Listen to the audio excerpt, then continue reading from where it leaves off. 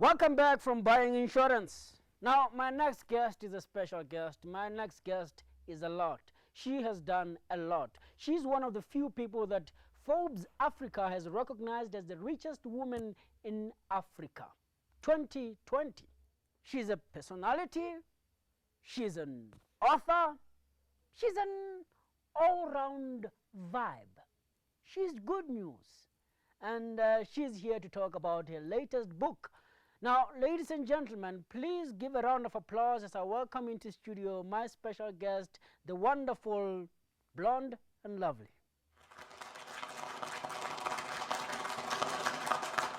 Thank you, thank you. Yes, yes, yes. Welcome to studio. Now, I won't waste your time. How rich are you? I'm the economy. I've got a jet and land.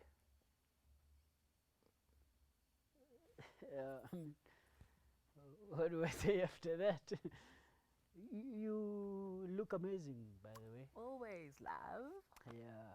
I mean, no one can tell that those shoes come from Jet.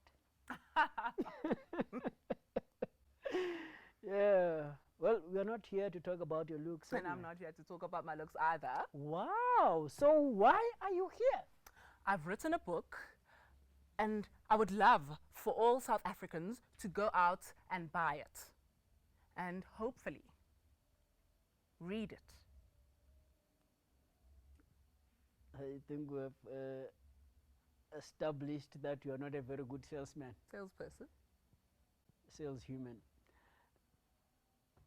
How do we expect South Africans to leave their homes and go and buy or read a book that they don't know the title to?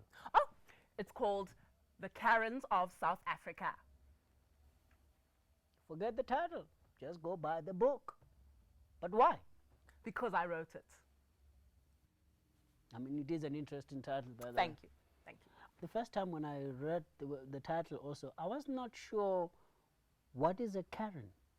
I mean, for sure, I've heard the word being thrown around from time to time. Hey, Karen, hey, Karen, Kara, whatever, you know. And I'm actually at a point where I don't know whether it's an insult or a compliment. Right, so you know those viral YouTube American videos with those kind of old, middle-aged, midlife crisis-ish white women?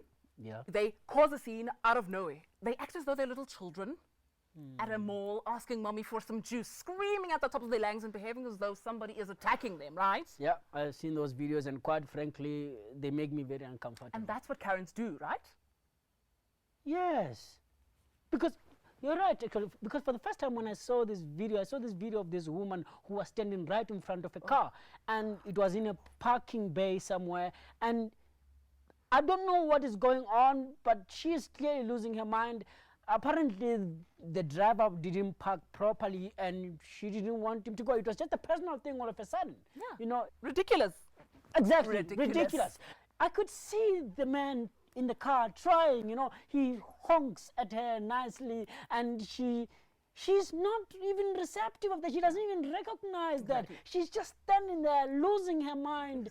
And the poor man is like, ma'am, can I please just park properly? She's like, no, you are not parking properly here. You, well, of course with the right accent, you know, but she's like, you are not parking properly here.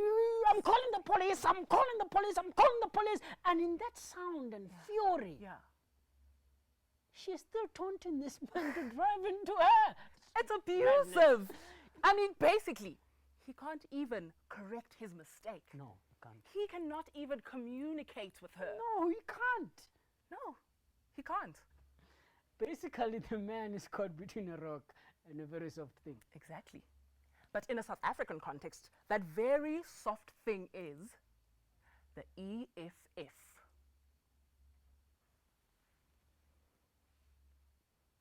Well, that just went 360 very quickly. Well, they are screaming, taunting, and threatening and abusive. I mean, they're just ridiculous.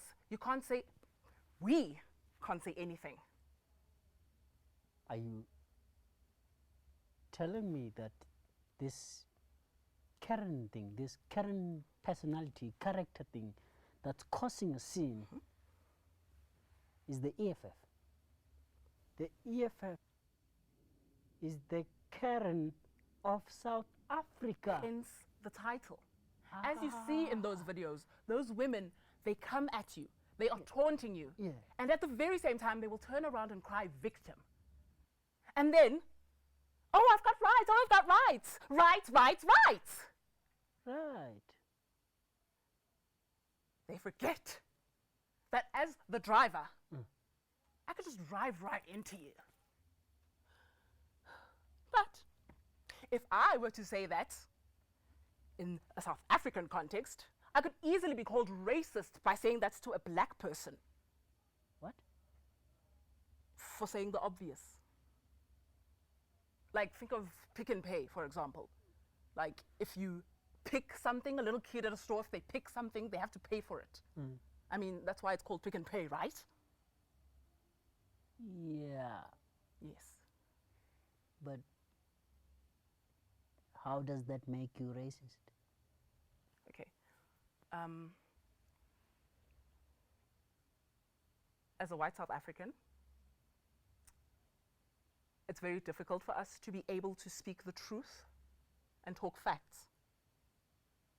Because if we do, then we might offend them.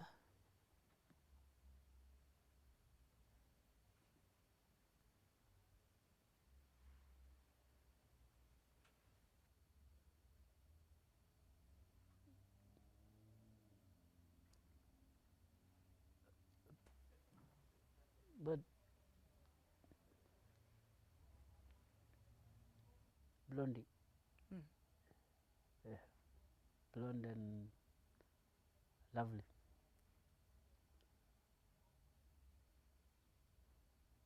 You're not.